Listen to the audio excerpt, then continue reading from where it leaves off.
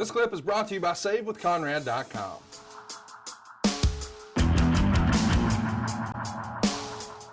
The Armchair Booking Podcast wants to know the 86 Starrcade fence match between the Andersons and the Rock and Roll Express is underrated and overlooked when mentioning great tag matches in cages. Where does Arn rank that match against other matches he was in? And I think this is even a favorite of Steve Austin's. I remember he did a podcast years ago where he talked about that being one of his absolute favorite matches. And it almost feels like it's one of the forgotten cage matches. What can you tell us about that one? Well, I didn't forget it, and nobody in Greensboro forgot it.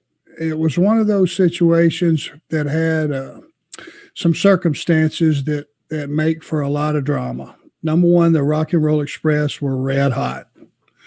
They were the champions going into a cage match with Ole and myself. So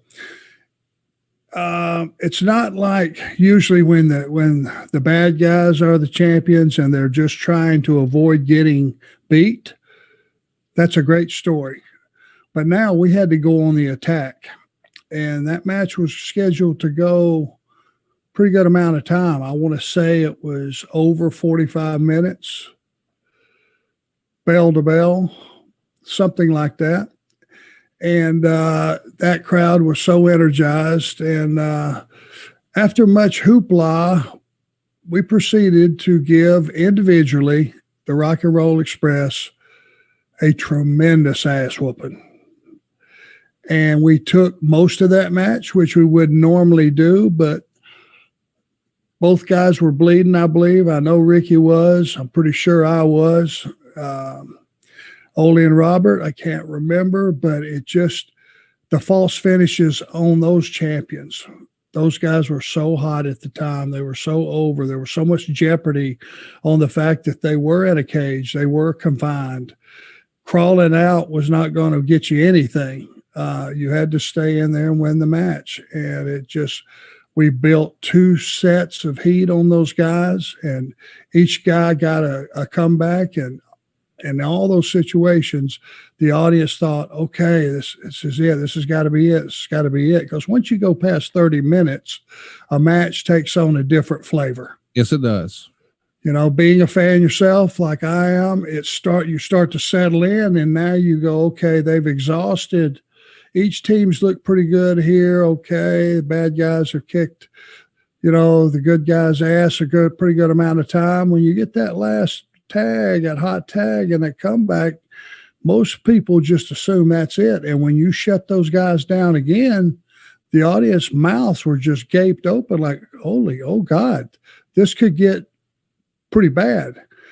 And I believe the actual ending of the match was something along the lines of I scooped up Ricky or something for a slam, and Robert drop kicked him in the back, which knocked him on top of me, and 1, 2, 3. And Ole was trying to kill the guys as they were getting out of the cage. It was good for all four. And, those guys winning in the middle were great for them, but the fact that we got to pound a knot in their ass was great for us. So if not the best tag match Ole and I ever had, certainly one of the top two, I would think.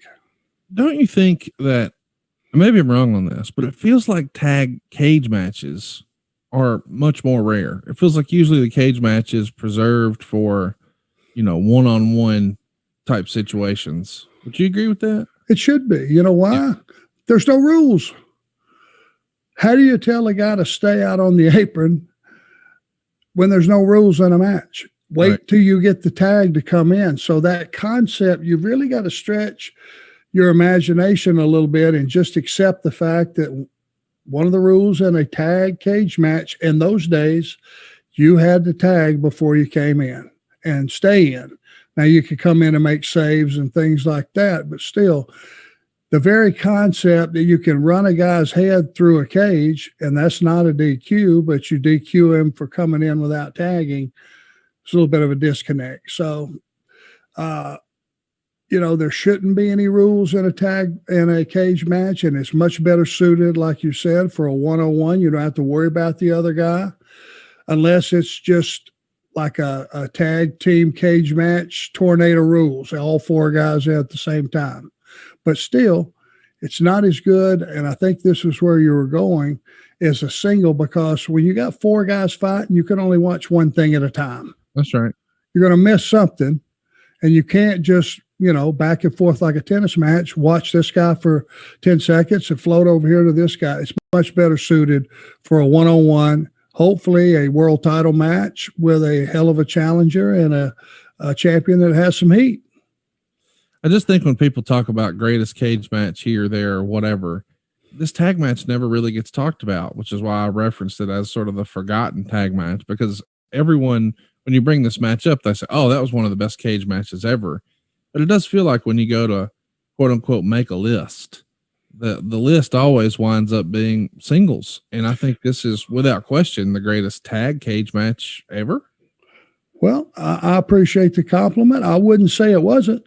And what I would suggest, that's the reason I love this podcast that we have, something like that. We could tell people, hey, go back and watch it. Let us know what you think. Yeah.